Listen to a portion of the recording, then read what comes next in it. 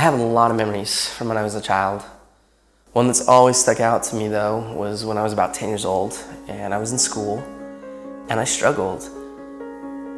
And I didn't struggle with English, math, or science. I struggled holding still. And I would try to listen and focus and process ideas, but I couldn't help myself. And to be honest, I would sit there and then I would just start tapping. And the students in the class would look at me and they'd say, "Hey, stop tapping." A lot of the time, I didn't even realize I was doing it.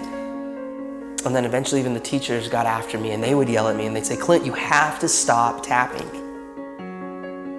It got so bad that I got sent to the principal's office for tapping. And he said to me, "Okay, maybe when you go back to class, just try sitting on your hands." And so I did. I went back to class, and when I felt myself starting to tap, I did this. I sat on my hands. And that worked for about 5 seconds. One time I was tapping in class, and my teacher, Mr. Jensen, he looked at me and he yelled. And he said, "Clint, stay after class." And I thought to myself, this is it. I am done. Now, I've always been the type of person that believes that a single moment in time can change a person's life. And this was one of those moments for me. And I will never forget it.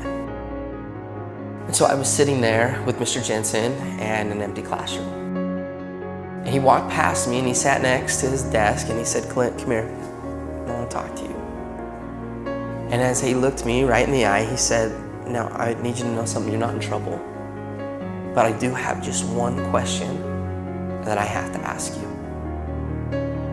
And he asked, he said, "Have you ever thought about playing the drums?" And in that moment, Mr. Jensen, he leaned back and he opened the top drawer of his desk. And he reached in and he pulled out my very first pair of drumsticks. And he held them in his hands and he looked at me and he said, "Hey, Clint, you're not a problem. I think you're a drummer."